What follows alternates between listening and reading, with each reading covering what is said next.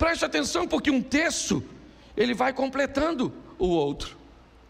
Eu li, porque eu separei aqui, 10 frases ditas por Jesus.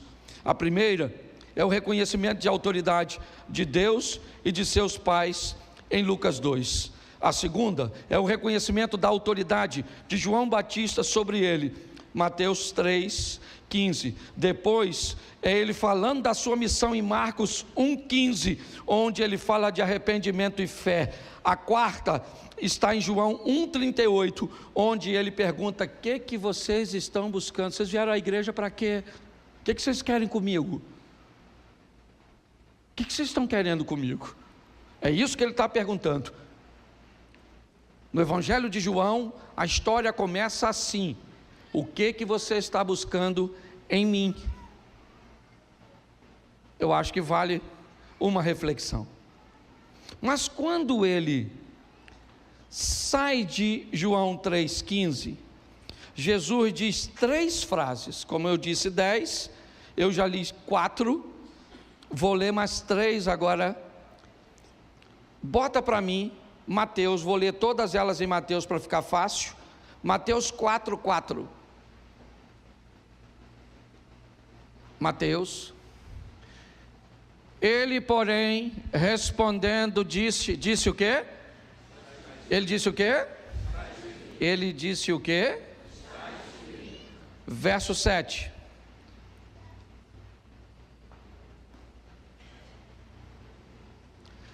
Disse-lhe Jesus também: está? Ok. Verso de número 10.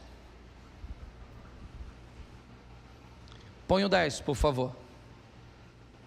Então, disse-lhe, preste atenção, na minha Bíblia, e na sua se você tiver, aqui então, disse-lhe Jesus, está escrito de preto, ok? Ele começa a falar agora: vai-te, Satanás, porque está, preste atenção no que eu vou lhe dizer agora.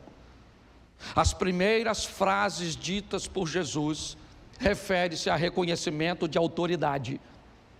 A segunda frase de Jesus, que eu citei para você, fala de sua missão e do que é necessário. Mas agora Jesus vai falar algo muito importante. 3 vezes ele diz: está escrito, está escrito, está escrito. Primeiro ele me mostra autoridade, mas agora ele me mostra conhecimento. As 3 frases ditas por Jesus agora são para combater uma coisa, sabe o que? A Bíblia. As 3 frases que Jesus está usando da Bíblia é para combater a própria Bíblia. Ué, pastor, você ficou louco? Não. Jesus está me mostrando agora que se eu quero ser bem sucedido, eu tenho que conhecer tanto a verdade, que se alguém me contar essa verdade de uma forma equivocada, eu sou capaz de identificá-la. Sabe qual é o problema nosso? Ou da grande maioria? Nós conhecemos o evangelho que os outros leram. Alguém leu, veio aqui, falou, e você nem sequer conferiu. Preste atenção, 3 versículos agora. Jesus está sendo tentado por Satanás. É uma guerra de conhecimento. Os 2 conhecem muito a Bíblia, sim ou não? A diferença é que um conhece e o outro é. E aí eu pergunto a você: está lá Jesus e Satanás no deserto, sim ou não? Sim ou não? Isso. Satanás é um ser humano ou ele é um espírito? Ser humano ou espírito? Jesus é um ser humano ou um espírito?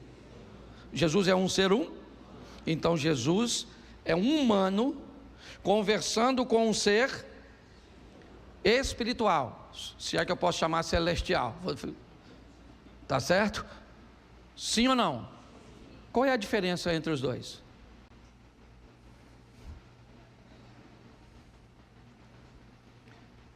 É que Jesus não pode acessar o mundo espiritual para responder. Se Jesus disse está escrito, é porque ele leu. Se Jesus disse está escrito, foi porque ele estudou. É importante nós entendermos isso. O que ele está fazendo é, Satanás diz, você tem fome? Diga a essas pedras que se tornem em pães.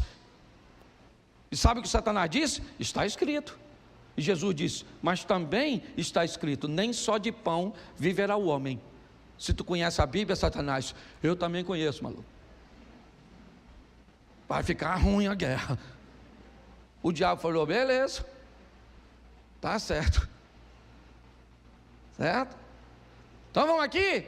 Por que você não se joga do pináculo do templo? Porque está escrito lá na Bíblia que o Senhor Deus dará ordem aos seus anjos a seu... Está escrito, disse o Satanás. Sabe o que Jesus disse? Mas também está escrito, Satanás. Não tentarás o Senhor teu Deus. O Satanás falou, caraca, maluco. Pô, tá ruim de dar uma volta nesse cara. Já usei 2 textos. Pô, vamos fazer o seguinte, cara. Ó, ao invés de você sofrer, morrer, cuspir no você, vão escolher um bandido ao invés de você. Ó, se tu, olha só que beleza, se tu se prostrar e me adorar, eu te dou tudo isso. Jesus falou, ô Satanás. Bom, Satanás, você pode ir embora, porque está escrito, somente ao Senhor teu Deus servirás, somente a Ele adorar. Ó, presta atenção, o diabo falou quantos versículos bíblicos? Quantos versículos bíblicos? Jesus falou? Isso aí. Poderia dizer que ele é flamenguista?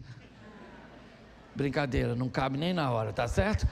Tirei a espiritualidade do culto. Mas escute só. Pare e pense. Quantos versículos são suficientes para persuadir você?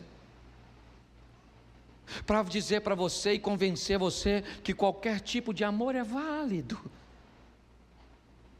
Quantos? Quantos versículos são suficientes para você, para dizer que você pode xaropar e manguaçar, que depois recebe asa?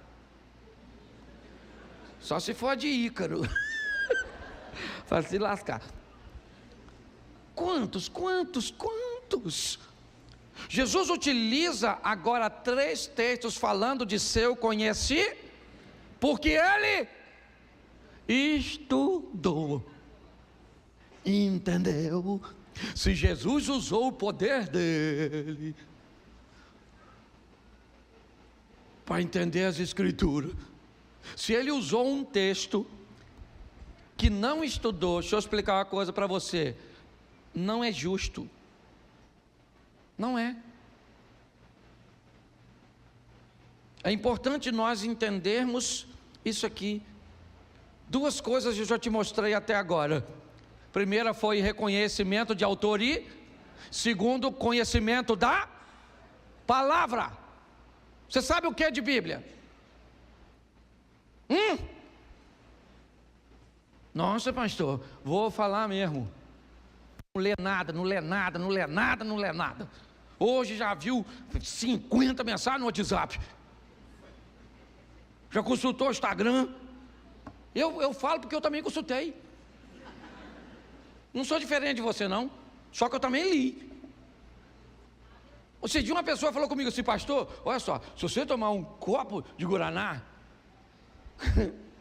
você tem que tomar 5 de água para desfazer o guaraná. Eu gostei. Falei, se eu ler uma mensagem na internet, leio 3 versículos e tiro o efeito. Para cada mensagem lida no WhatsApp, você lê 3 versículos, até reduzir, ó. Era para fazer 5 copos, mas o evangelho é tão bom que dá para reduzir para 3. Então você faz o seguinte: carrega a Bíblia contigo e o celular, ou o celular na Bíblia, tá certo? Ou a mensagem: conhecereis a verdade e a verdade vos. Mais 3 versículos e eu termino. João 10, 18. João 10, verso 18. Ninguém me tira de mim, mas eu de mim mesmo a dou. Tenho poder para a dar e poder para tornar a tomá-la. Esse mandamento recebi do meu. Presta atenção, porque o terceiro assunto de Jesus é controle. O primeiro é autoridade, o segundo é conhecimento e o terceiro é controle. O primeiro é autoridade, o segundo é conhecimento, o terceiro é controle. Jesus está mostrando que com reconhecimento de autoridade, conhecimento e controle, eu vou vencer. Ele diz: eu venci. Venci por reconhecer a autoridade de Deus, da minha família ou dos meus responsáveis e das autoridades que estavam sobre mim. Eu venci por quê? Porque conheci a verdade, porque conheci a Bíblia para combater. E agora ele me mostra o que ele está dizendo. Ele está pronto para morrer. E ele está dizendo: palhaçada é essa, ô discípulo? Conversa é essa, rapaz? Ninguém tira a minha vida, sou eu que dou. Eu estou no controle desse negócio todo aqui, rapaz. Para com essa palhaçada. Porque eu imagino os discípulos tudo de... Calma, gente. Estou entregando e já eu tomo de volta. E aí eu vou voltar aqui num corpo ressurreto, ninguém me mata mais. Controle, controle, controle. João 19, 11. Põe aí, 19, 11, irmão. Isso. Respondeu Jesus. O que ele está dizendo?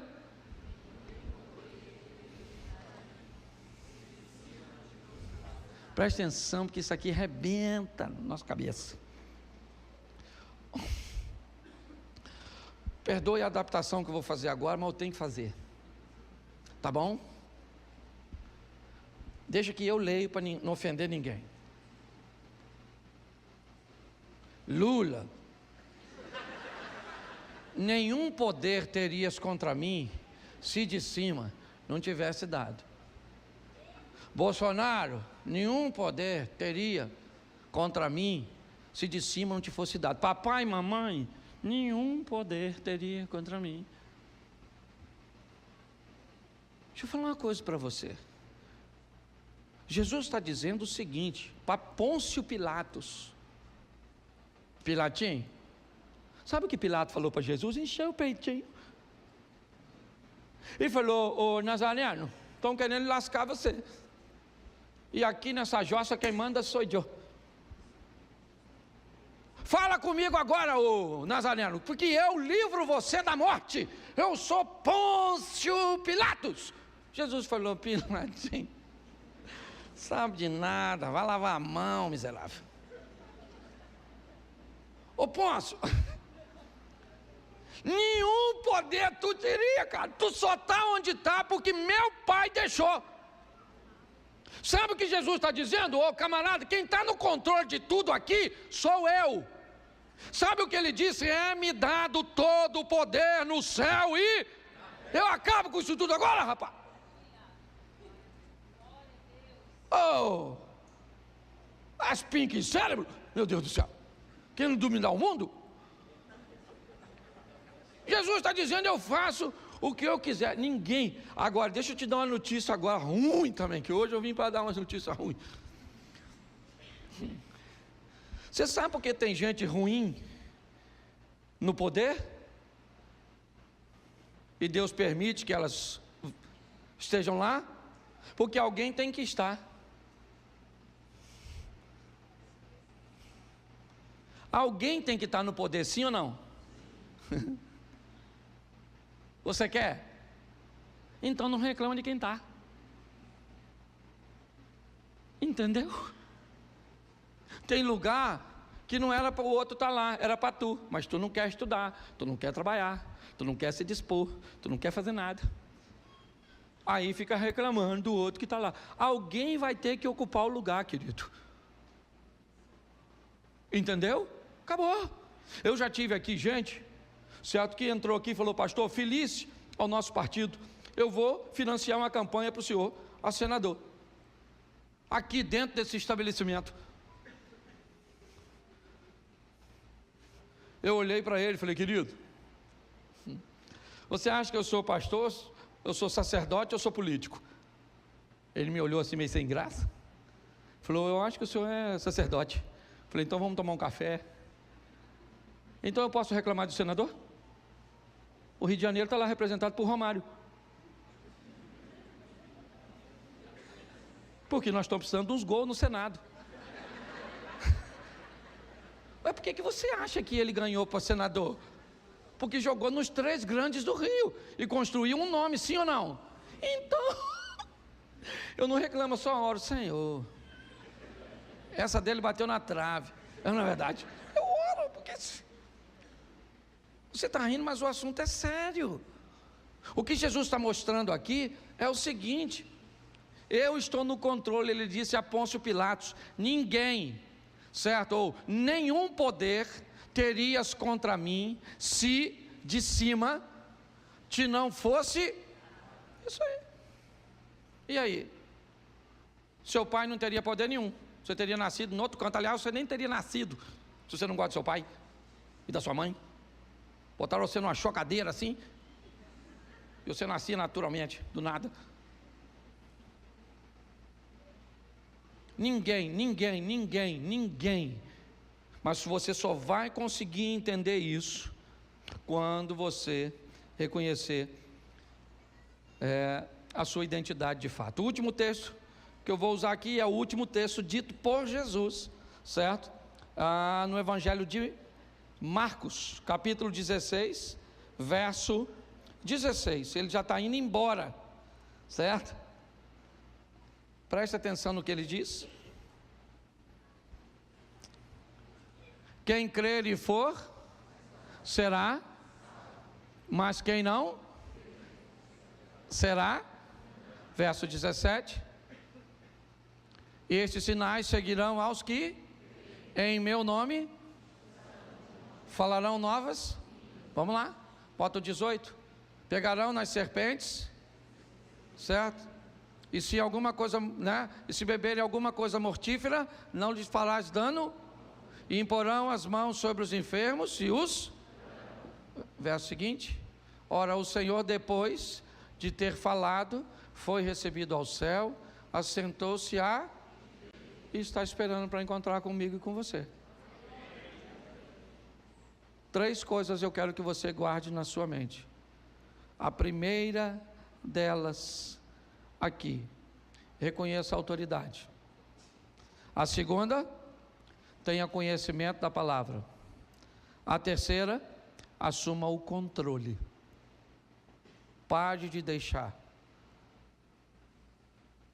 as coisas que estão ao seu redor te controlar. Quando você tiver reconhecimento de autoridade, conhecimento e controle, você vai descobrir que a sua vida vai ser um sucesso, como a de Jesus também foi. Pensa só, essa também é bem bagunçadinha, para quebrar nossos paradigmas. Enviou Josué, filho de Num, 2 homens desde Sitim, a espiar secretamente, dizendo: andai e observai a terra e a Jericó. Foram, pois, e entraram na casa de uma mulher prostituta, cujo nome era, e dormiram. Gente, seja franco. Suponhamos que nós vamos fazer uma visita. Tem alguém de Petrópolis aqui? Então eu vou trocar. Não estou querendo ofender nada não, tá bom? Vou pegar uma palavra. Deixa eu pegar aqui, confim da terra. É porque tem gente na internet. Tá certo? Então vamos dizer que nós fôssemos enviados lá nos confins da terra. Eu e tu. E a gente chega lá, 2 crentes. Quem nos mandou foi Deus.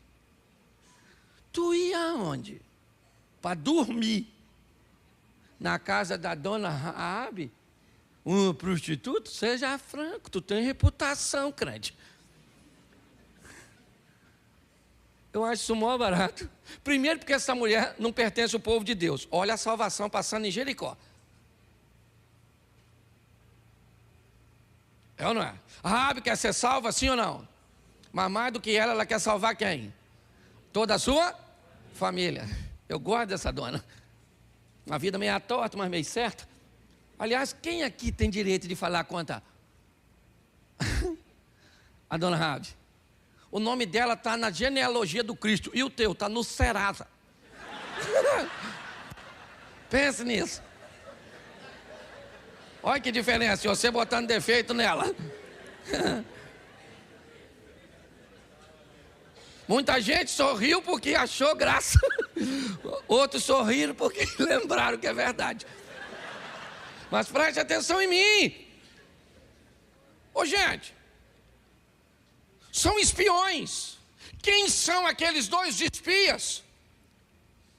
Eles são a oportunidade de Raabe segurar, a salvar. É isso. Isso é a salvação passando em dois possíveis clientes que entram na casa de uma prosti para levar a salvação. Às vezes, ela vai vir num modelo bem esquisito para nós, extremamente perigoso. Raabe põe sua vida física em risco para conseguir o direito de receber também a espiritual. Ela disse: eu quero a garantia de que eu e a minha família.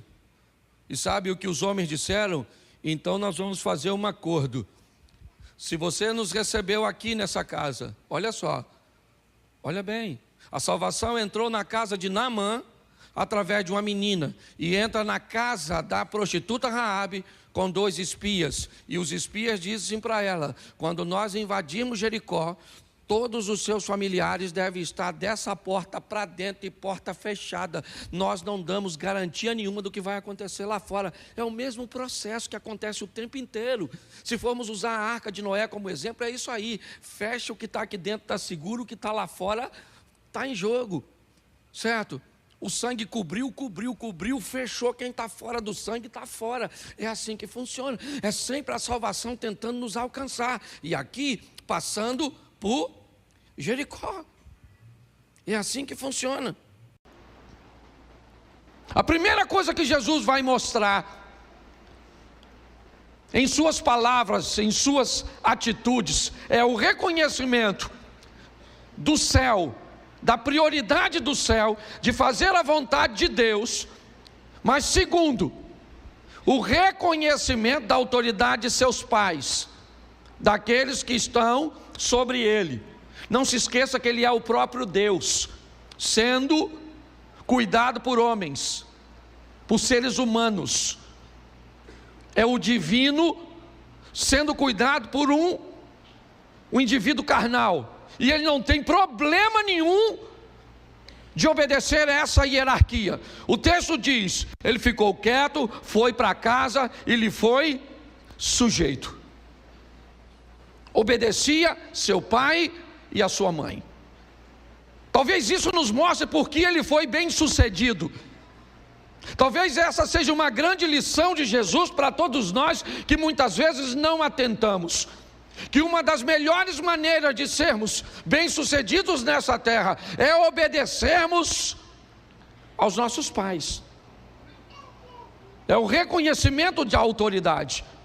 Você quer o segundo texto? Eu vou dar para você porque é rapidinho. Capítulo de número 3, verso de número 15. Agora ele tem 30 anos de idade. De 12 para 30, 18 anos depois, a Bíblia volta a falar, certo? De uma frase que ele disse. Mateus 3, 15. Mateus capítulo 3, verso 15. Jesus, porém, respondendo, disse-lhe: deixa por agora, porque assim nos convém cumprir toda a justiça. Então ele o permitiu. Preste atenção, porque novamente Jesus vai falar de autoridade. Ele agora tem 30 anos de idade, assume a maior idade na cultura judaica, e ele então agora vai caminhar até João Batista, que está batizando no Jordão. Quando Jesus se aproxima, João o reconhece. Aliás, João já o havia reconhecido quando o encontrou pela primeira vez. Assim que Jesus entrou na sua casa, no ventre de Maria, João o reconheceu ainda no ventre de Isabel. Quando João vê Jesus, Jesus vai até ele, e João está batizando os outros. E Jesus vai até ele para ser batizado, e João fica desconfortável. João não quer batizar Jesus. Mas preste atenção, Jesus vai iniciar seu ministério. Ele já era alguém obediente a Deus, a autoridade de Deus. Ele já era alguém obediente à autoridade de seus pais. Mas a autoridade agora espiritual que Deus colocou é João Batista. Mais uma vez Jesus vai mostrar o que é o reconhecimento à autoridade. João diz: não, está errado, eu não posso te batizar. Mas Jesus disse: deixa por agora, é assim, João, porque assim nos convém cumprir a justiça. Deus colocou você neste momento sobre mim, e eu não tenho nenhum problema. Preste atenção. Hoje nós temos uma dificuldade tão grande de reconhecimento de autoridade.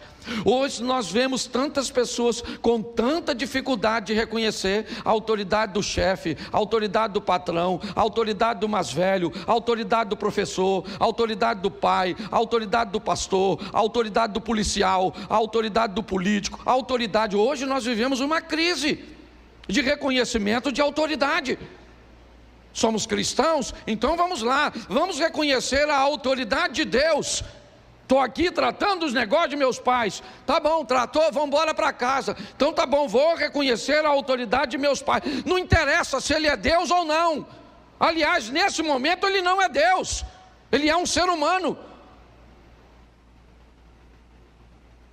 E o que ele está nos mostrando com suas falas iniciais é que não havia nenhum desconforto nele em ser submisso a uma autoridade que está acima dele, fosse ela seus pais, fosse ela César, quem fosse. Jesus nunca teve problema, porque ele sabia quem ele era, e obedecer a alguém nunca o fez sentir menos de quem na realidade ele é.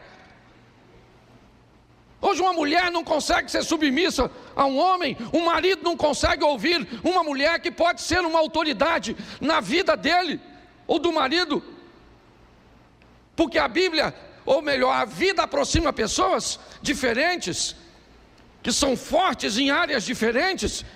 Então em algumas áreas sua mulher será uma autoridade muito maior do que você, e por que não ouvi-la? Talvez em algumas áreas seu filho se torne, por exemplo, numa área, por exemplo, da... Como é que eu vou? Me ajude aí.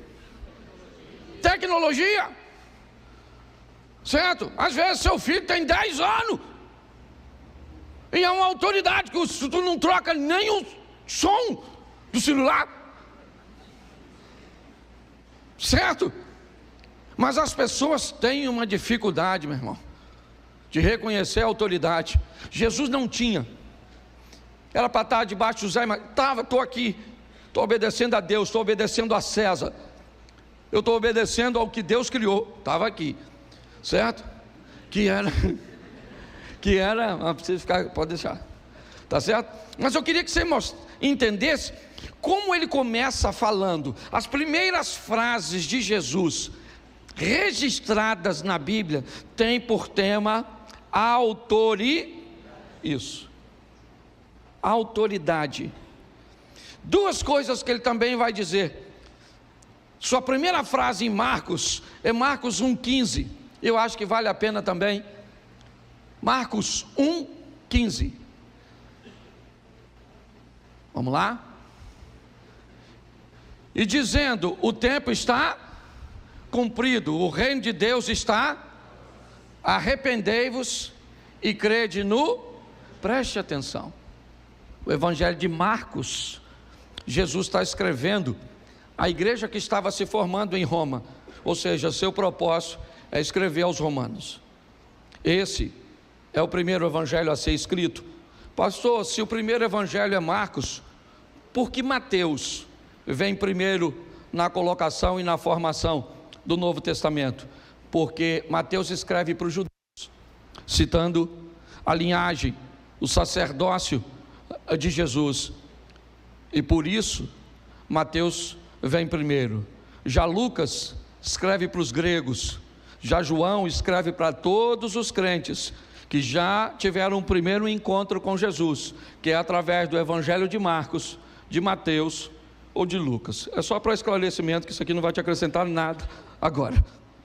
Mas preste atenção no que Jesus está dizendo em Marcos. Ele diz duas coisas: arrependimento e fé. A diferença entre arrependimento e remorso é que o arrependimento sempre vem acompanhado de conversão, remorso não. Eu quero colocar a palavra arrependimento. Jesus está dizendo em Marcos duas coisas, certo? Ele está dizendo para uma igreja que está em Roma. Então ele diz: vocês vão precisar de duas coisas: arrependimento e fé. Ele está falando de sua missão. Note, eu vim cuidar das coisas, dos negócios de meu pai. Estou debaixo da autoridade dele. Estou debaixo da autoridade de meus pais. Fui criado por José e por Maria. Estou debaixo da autoridade de João, porque ele é o anjo, aquele que irá preparar o caminho. Então ele está tudo certinho. Ele está buscando fazer tudo direitinho. E agora o que ele está dizendo é: eu preciso, com aquilo que eu vou fazer, para que eu consiga alcançar vocês, que vocês se arrependam e tenham fé. Porque senão a missão não vai ser cumprida. Quer o próximo texto? Vamos a João. Primeira fala de Jesus no Evangelho de João é João 1,38. E Jesus, voltando-se e vendo que eles o seguiam, disse-lhe: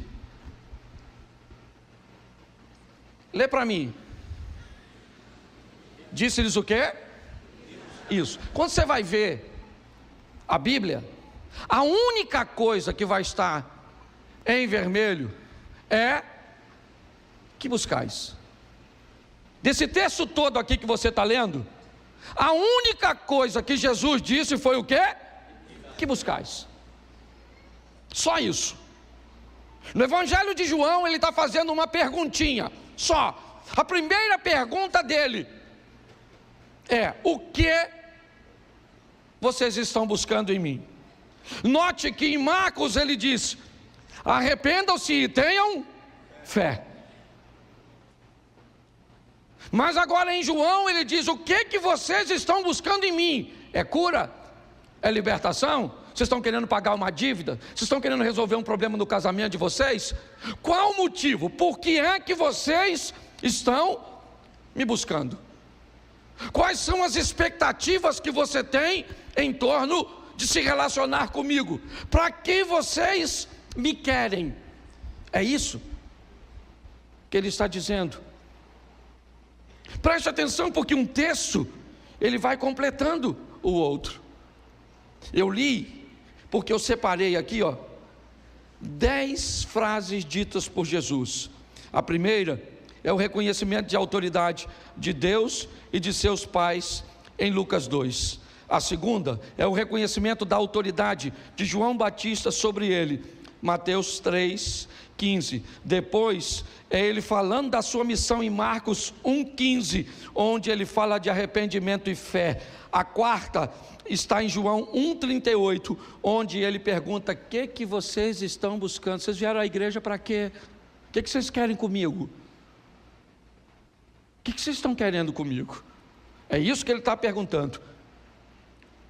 No Evangelho de João, a história começa assim: o que você está buscando em mim?